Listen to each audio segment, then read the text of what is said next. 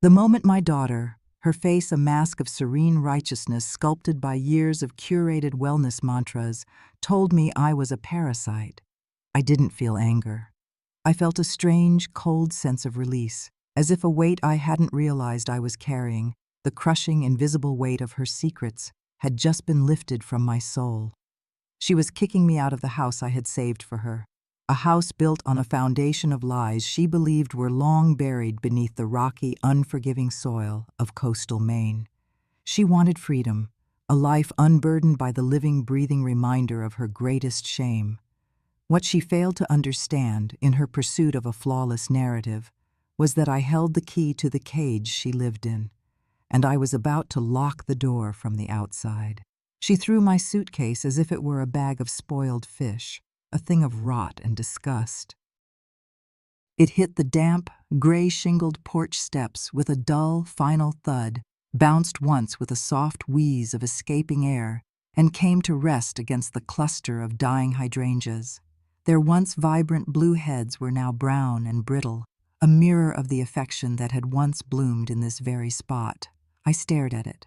The suitcase was soft leather, a faded burgundy, the same one I'd used when I moved in 5 years ago to help her raise her baby. Back then, her nights were filled with the shrieking cries of a colicky infant and her own tears of exhaustion. Her mornings were desperate pleas for my strength, my help, my presence.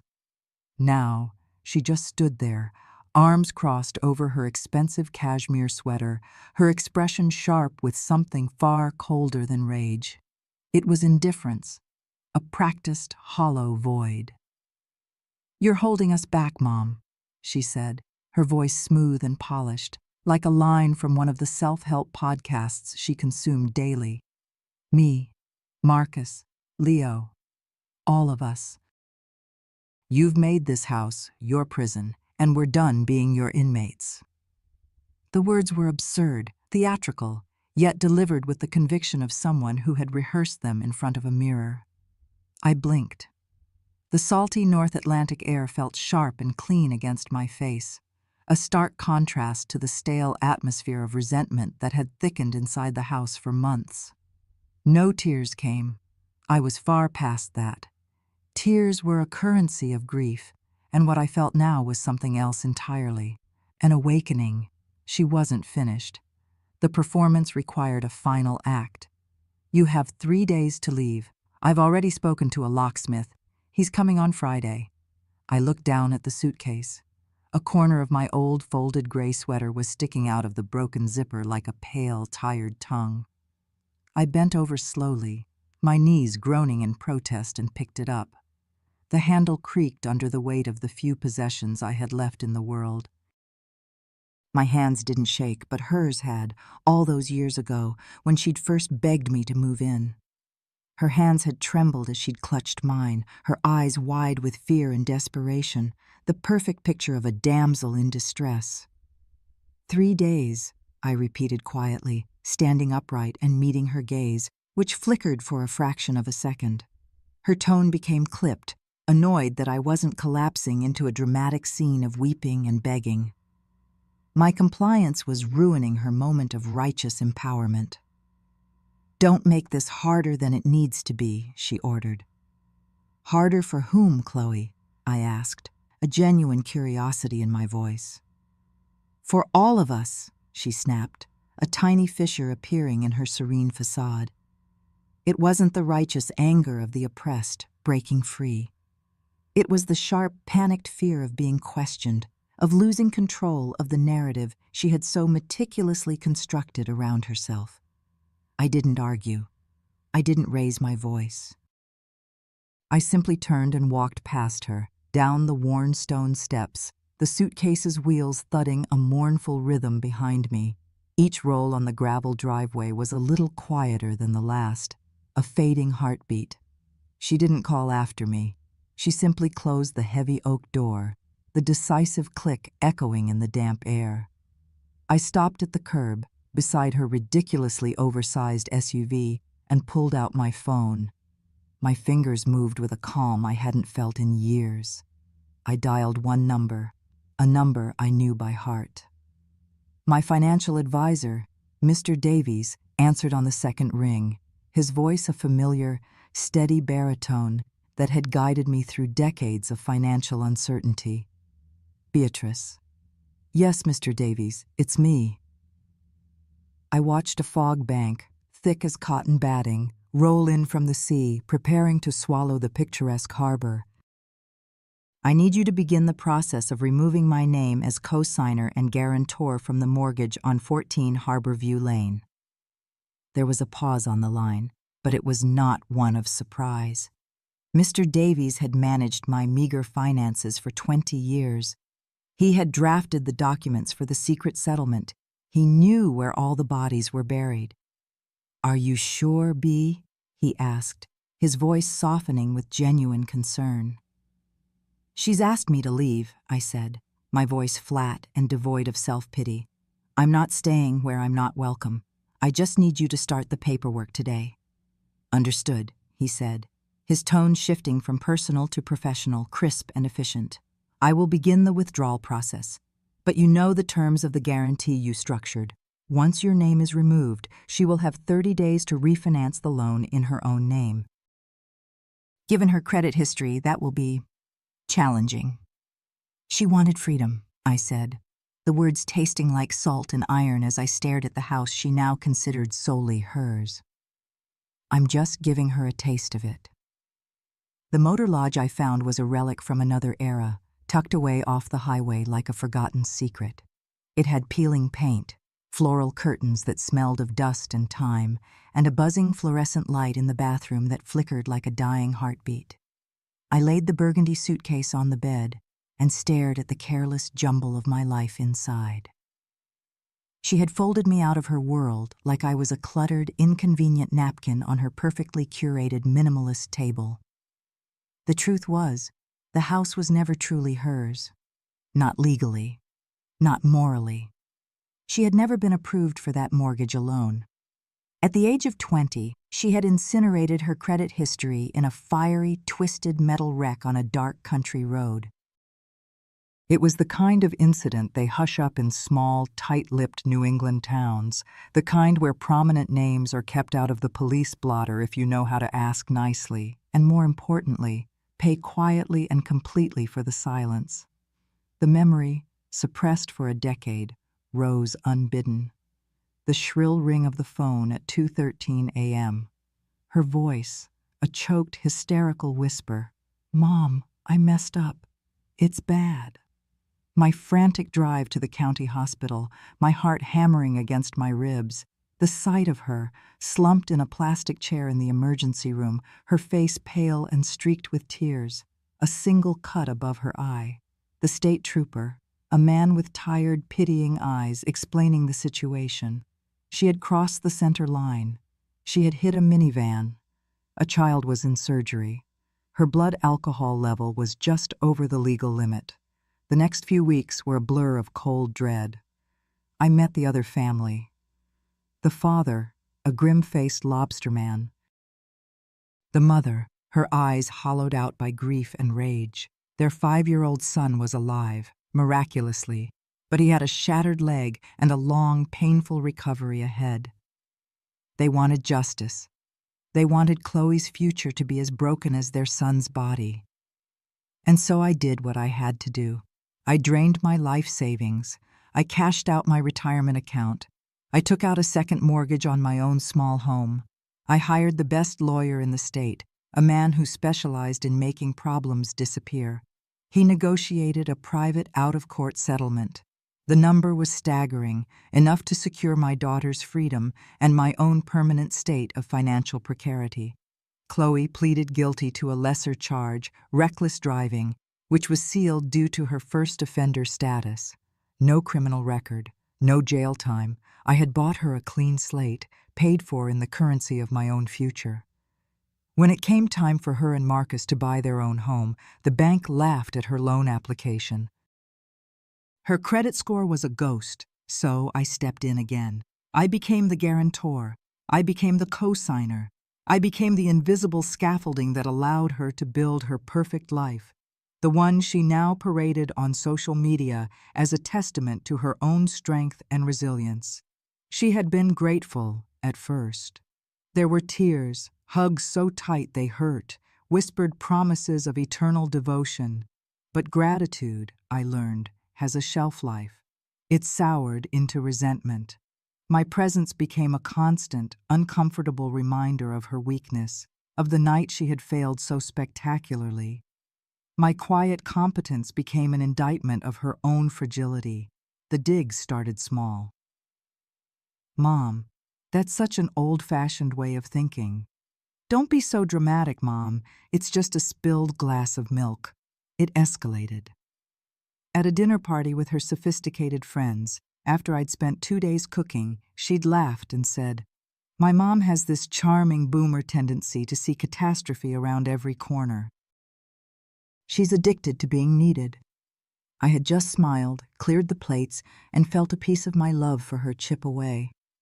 She began to call me by my first name, Beatrice, claiming it was more equal, more empowering.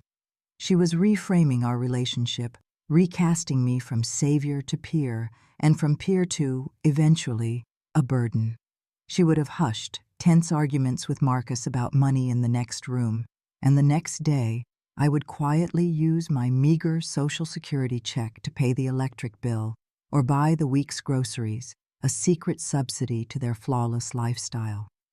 And now, I was the parasite. That night in the motel, I didn't cry. I made a pot of tea, the strong, dark kind she always hated, and opened a notebook. I began to write, not to her, but for myself, to document the truth before it faded completely. Day 1, I wrote, banished, not shocked, just finally acknowledged. She wants the house.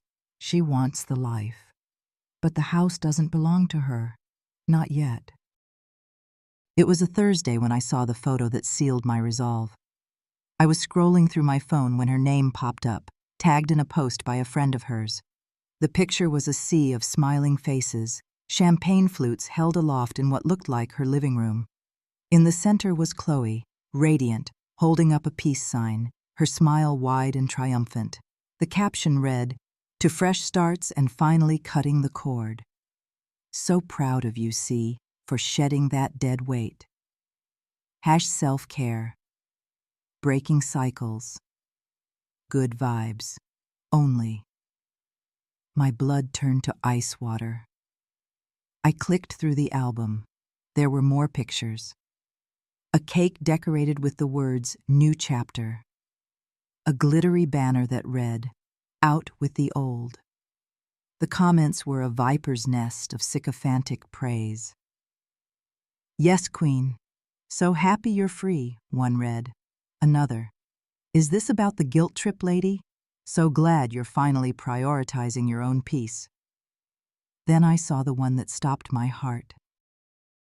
A close-up of a framed sign on the mantelpiece, the one I had given her, now with a new quote written in elegant calligraphy. "Don't just break the cycle of trauma, burn the whole damn bridge." C.H. Chloe Holloway. She had quoted herself, positioning her act of cruelty as a brave, therapeutic breakthrough. She had turned matricide of the soul into a pithy, inspirational slogan. I sat with the phone in my lap, the air in the small motel room becoming thick and still. It was the casual, celebratory ease of it that broke something deep inside me. How effortlessly they had twisted my love into a burden, my sacrifice into manipulation. How easily they had recast me as the villain in her heroic story of self-actualization. I thought of my grandson, Leo, his sweet, innocent face, and wondered what story they had told him about why Grandma was gone.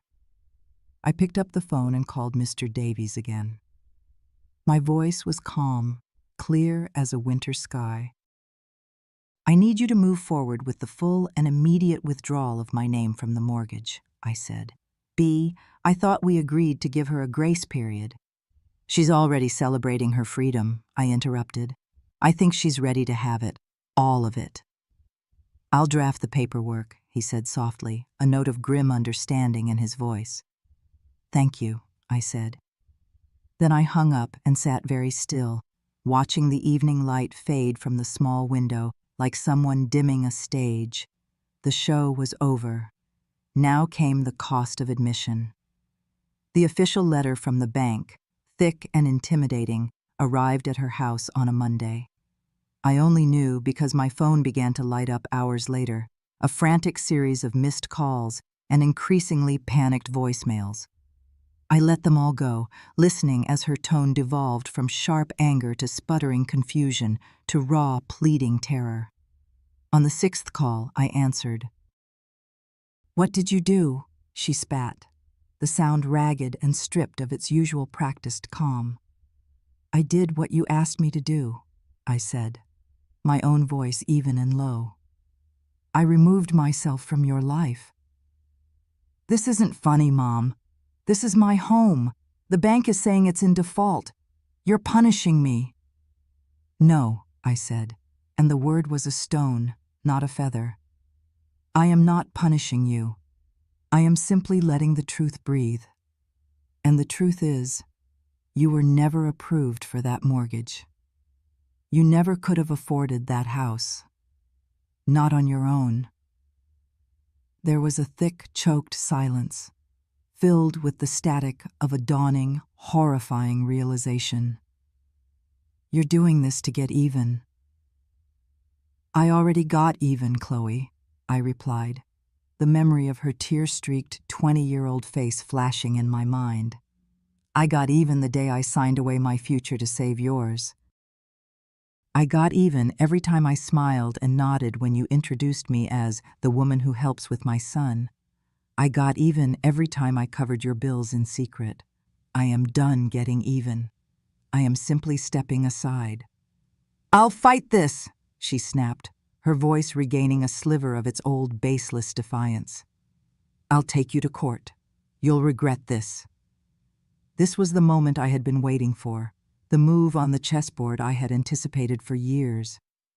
"Then, I suppose," I said softly, "we should both be prepared to tell the whole story, the real story. I've already authorized Mr. Davies to release the complete file to the bank's legal team, should it become necessary. The original accident reports, the toxicology results, the settlement details, your signed confession from all those years ago." "You wouldn't," she whispered, the sound a ghost of a word, all the air sucked from her lungs.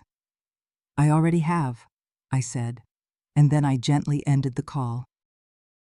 The emergency custody hearing was held in a courtroom that smelled of old paper and quiet despair.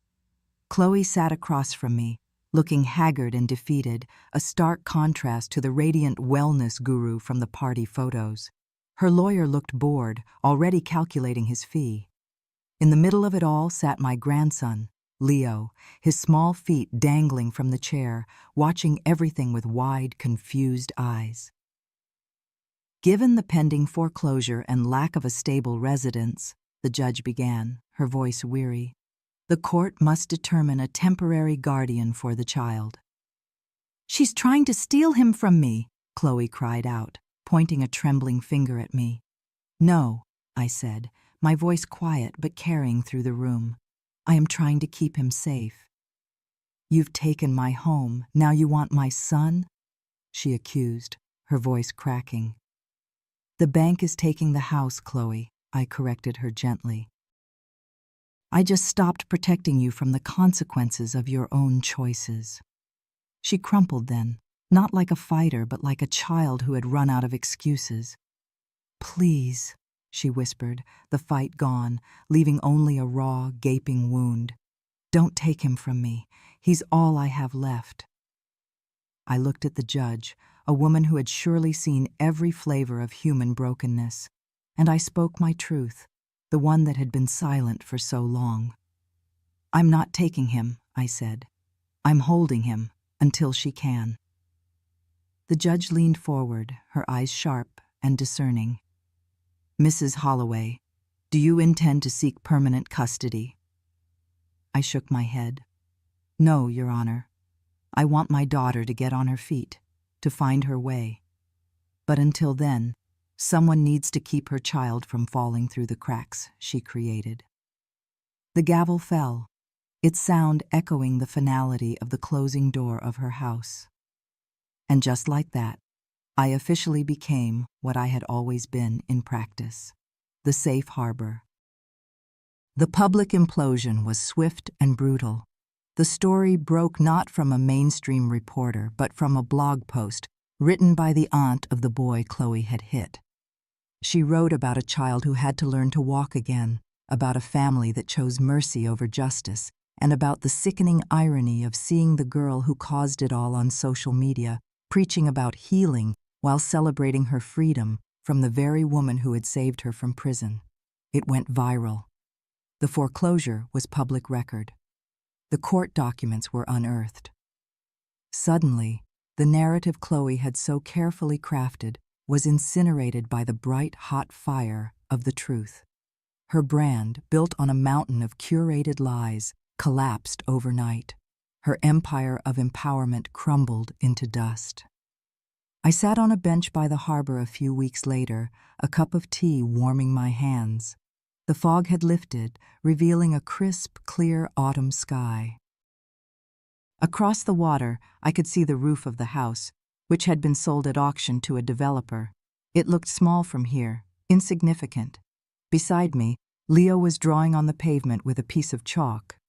He drew a lopsided house with a heart-shaped chimney, and next to it, a stick figure with curly hair holding a cup. "That's you, Grandma," he said, pointing. "So it is," I smiled. "Are you watching the sad house?" he asked. I looked out at the water, at the gulls circling in the clean, cold air. "It's not sad," I said. "It's just quiet now. It's resting, like people do when they need to heal." He nodded, accepting this, and went back to his drawing. There was no victory parade, no public vindication, just the quiet rhythm of the tide and the scratching sound of chalk on stone. I didn't do it for revenge. I did it because love isn't just about sheltering someone from the storm. Sometimes the most profound and painful act of love is to finally let them feel the rain, so they might, at long last, learn to find their own way out of it, and maybe, just maybe, learn to swim.